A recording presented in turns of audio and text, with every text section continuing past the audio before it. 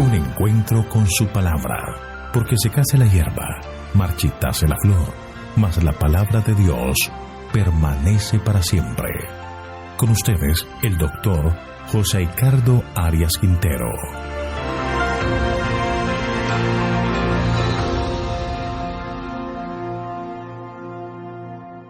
Hoy vamos a estudiar Marcos capítulo 3, versículos 20 al 30. La blasfemia contra el Espíritu Santo. Te invito a orar.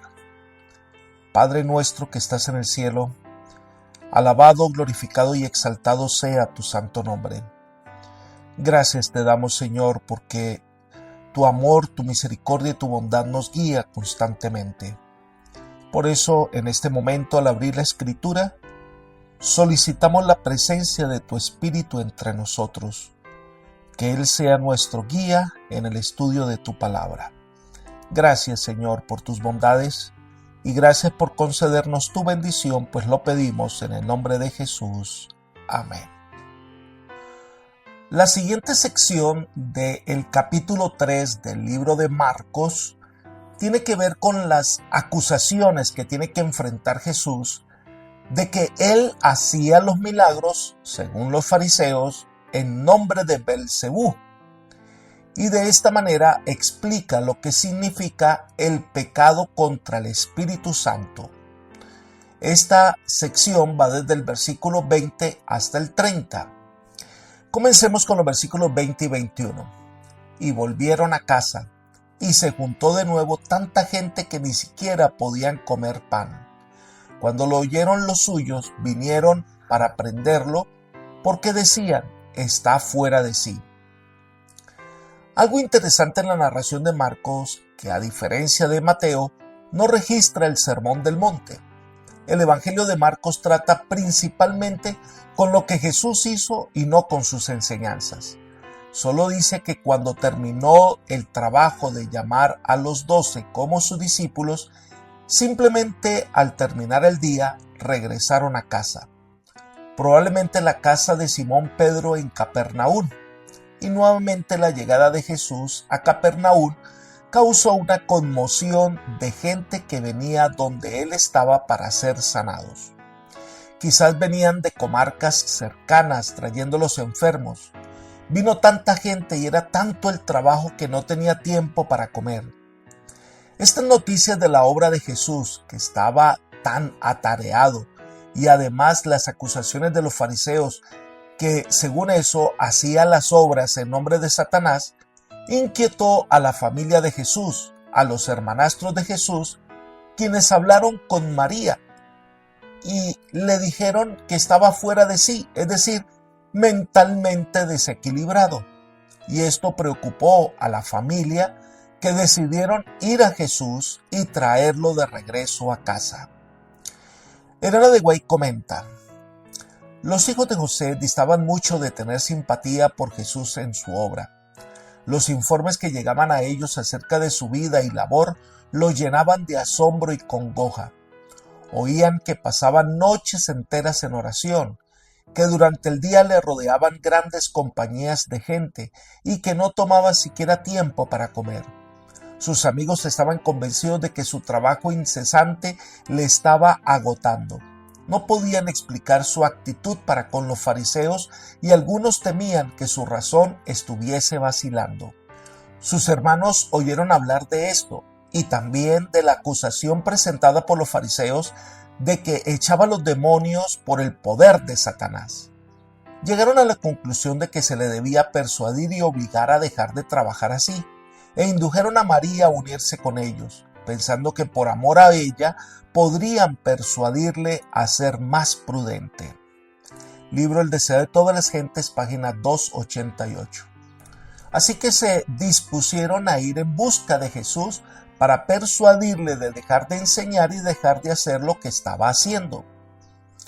Mientras la familia de Jesús se dirigía a Capernaum, Jesús debe enfrentar las acusaciones de los fariseos. Sigamos con el versículo 22. Pero los escribas que habían venido de Jerusalén decían que tenía a Belcebú y que por el príncipe de los demonios echaba fuera los demonios. Jesús había hecho milagros en los que se reconocía que estaba actuando un poder sobrehumano. Los espías que habían venido de Jerusalén se habían negado a admitir que Jesús era divino y que tenía el poder para efectuar milagros. Entonces, para desviar la atención de todos y desvirtuar la obra de Jesús, le acusaron de ser un aliado del diablo. Elena de White nos ayuda a entender el porqué de esta acusación de los fariseos. Dice: no había ni uno solo de aquellos dignatarios que no se sintiese atraído hacia el Salvador.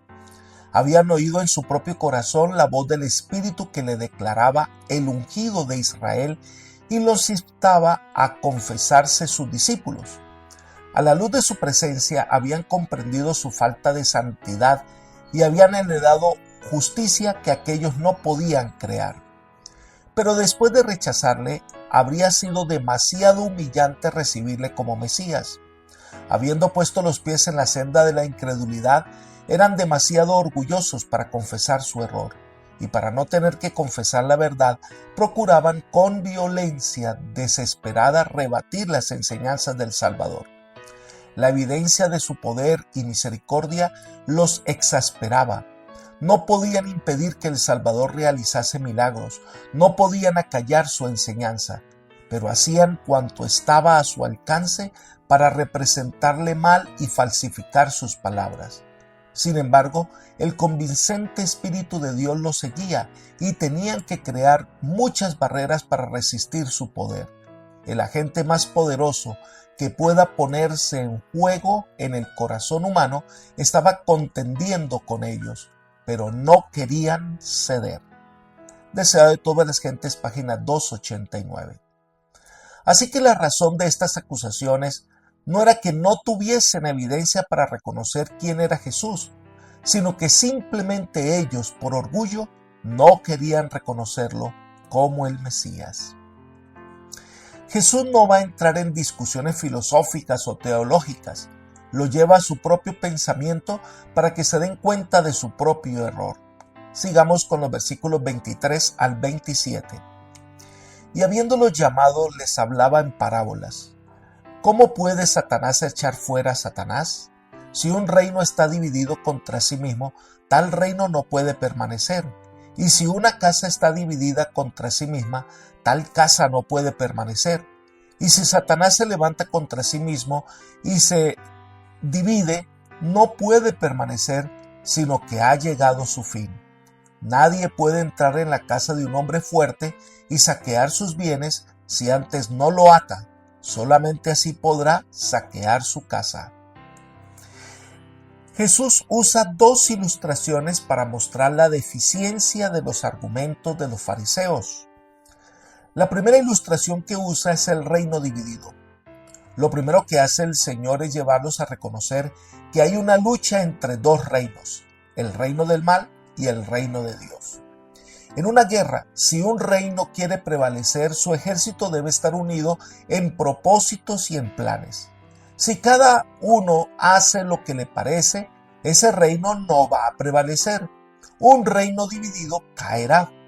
Si un general pelea contra otro general de su mismo ejército, si se enfrentan entre sí, ese reino no podrá luchar contra el otro reino. Por lo tanto, sería ilógico que si Cristo era emisario de Satanás, echara fuera a Satanás. Por lo tanto, Jesús no era un aliado, sino un enemigo. Y eso era lo que hacía que los demonios salieran de las personas, o que el Salvador pudiera sanar las enfermedades y de esta manera derrotar a Satanás. Por lo tanto, el argumento de los fariseos era absurdo, y el argumento fue tan claro que todos lo comprendían. La segunda ilustración es que si alguien quiere tomar una casa y saquearla, primero debe atar al hombre fuerte que la vigila. De eso se trata esta lucha espiritual. Para que los demonios salgan de un hombre, quiere decir que es invocado alguien que es superior, que tiene poder y autoridad y que los demonios no pueden hacerle frente. La derrota de los demonios no mostraba que Jesús estuviera aliado con Satanás, sino que las defensas de Satanás se habían resquebrajado. Se había presentado un hombre superior y más poderoso. La conquista de Satanás había empezado. Después de echar por tierra las acusaciones de los fariseos, el Señor hace una advertencia muy importante. Versículos 28 al 30. De cierto os digo, que todos los pecados y las blasfemias, cualquiera que sean, les serán perdonados a los hijos de los hombres. Pero el que blasfeme contra el Espíritu Santo no tiene jamás perdón, sino que es reo de juicio eterno. Es que ellos habían dicho, tiene espíritu inmundo. Aquí tenemos varios puntos que debemos considerar: la blasfemia contra el Espíritu Santo y lo que se considera como el pecado imperdonable. Debemos considerar el contexto de esta declaración. Jesús estaba rodeado de una gran cantidad de personas que habían venido a encontrar sanidad. Los fariseos saben que estos milagros se deben a un poder superior. El sacar fuera demonios era una evidencia que un poder superior guiaba a Jesús, pero no querían reconocerlo como el Mesías, así que le acusan de que las obras que hace son el resultado de que es aliado de Satanás, a lo que Jesús refuta diciendo que no hay lógica que Satanás contienda con Satanás. Entonces, el error que cometen los fariseos es atribuir las obras de la divinidad a Satanás. Es atribuir las obras del Espíritu Santo a Satanás. Este deliberado rechazo de la luz los estaba llevando paso a paso a blasfemar contra el Espíritu. Esa es la blasfemia contra el Espíritu Santo. Es cuando la obra que Él hace por nosotros no la queremos reconocer. Rechazamos su amonestación y colocamos en vez de su dirección nuestras propias opiniones. Y esto es lo que nos lleva al pecado imperdonable. La blasfemia contra el Espíritu Santo, o sea, el pecado imperdonable, consiste en la resistencia progresiva a la verdad y culmina en una decisión final e irrevocable en contra de ella, hecha deliberadamente y sabiendo muy bien que al proceder así se está escogiendo seguir una conducta propia que se opone a la voluntad divina. La conciencia está cauterizada por la resistencia continua a las impresiones del Espíritu Santo, quien puede estar en esta situación difícilmente comprende que ha hecho la decisión fatal. Puede también ocurrir que simplemente no se llegue nunca a hacer la decisión de actuar en armonía con la voluntad de Dios. Por otra parte, la persona que se sienta temerosa de que pudiera haber cometido el pecado imperdonable, en ese mismo temor tiene la evidencia concluyente de que no lo ha cometido. Elena de White explica: Cristo les dijo claramente que al atribuir la obra del Espíritu Santo a Satanás, se estaban separando de la fuente de bendición. Los que habían hablado contra Jesús mismo sin discernir su carácter divino podrían ser perdonados, porque podían ser inducidos por el Espíritu Santo a ver su error y arrepentirse. Cualquiera que sea el pecado, si el alma se arrepiente y cree, la culpa queda lavada en la sangre de Cristo. Pero el que rechaza la obra del Espíritu Santo se coloca donde el arrepentimiento y la fe no pueden alcanzarle. Es por el Espíritu Santo cómo obra Dios en el corazón. Cuando los hombres rechazan voluntariamente el Espíritu y declaran que es de Satanás, cortan el conducto por el cual Dios puede comunicarse con ellos.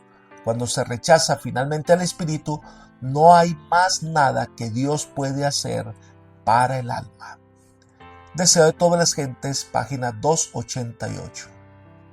Así que el pecado imperdonable es el pecado del cual nosotros no le creemos al Espíritu Santo, rechazamos la amonestación del Espíritu y no queremos reconocer nuestras faltas y por lo tanto no pedimos perdón. Elena de White explica: al rechazar a Cristo, el pueblo judío cometió el pecado imperdonable y desoyendo la invitación de la misericordia, podemos cometer el mismo error. Insultamos al príncipe de la vida y le avergonzamos delante de la sinagoga de Satanás y ante el universo celestial cuando nos negamos a escuchar a sus mensajeros escuchando en su lugar a los agentes de Satanás que quisieran apartar de Cristo nuestra alma. Mientras uno hace esto, no puede hallar esperanza ni perdón, perderá finalmente todo deseo de reconciliarse con Dios. Deseado de todas las gentes, página 292. Por eso dice que cualquier pecado puede ser perdonado, quizás porque algunos de ellos fueron cometidos por ignorancia o por nuestras propias tendencias, pero el pecado contra el Espíritu no será perdonado, no porque Dios no esté dispuesto a perdonar, sino porque el que ha cometido este pecado no tiene deseo de ser perdonado. Tal deseo es imprescindible para alcanzar perdón. La persona que ha cometido el pecado imperdonable ha cortado la comunicación con el cielo a fin de no ser molestada más por las advertencias y las admoniciones del Espíritu Santo. El gran requisito para obtener el perdón es el arrepentimiento sincero, pero cuando no hay arrepentimiento, pues no hay reconocimiento de haber cometido el pecado. Al no reconocer el pecado, entonces se hace responsable de sus actos. Y al enfrentar el juicio divino, la persona que no reconoce su falta, no reconoce su pecado, no pide perdón, entonces se hace responsable de su pecado y la paga del pecado es la muerte. Entonces se está ubicando en un lugar donde nada se puede hacer. Será condenado por su pecado. Por eso, mi querido amigo y hermano, la amonestación del Señor es: si escuchas hoy su voz, no endurezca su corazón. Acepta la amonestación divina. Arrepiéntete de tu pecado. Confiesa tu falta de corazón ante el Señor y el Señor es amplio en perdonar y restaurar. Que el Señor te bendiga y te guarde y te guíe por sendas de salvación. Es mi oración por ti. Amén.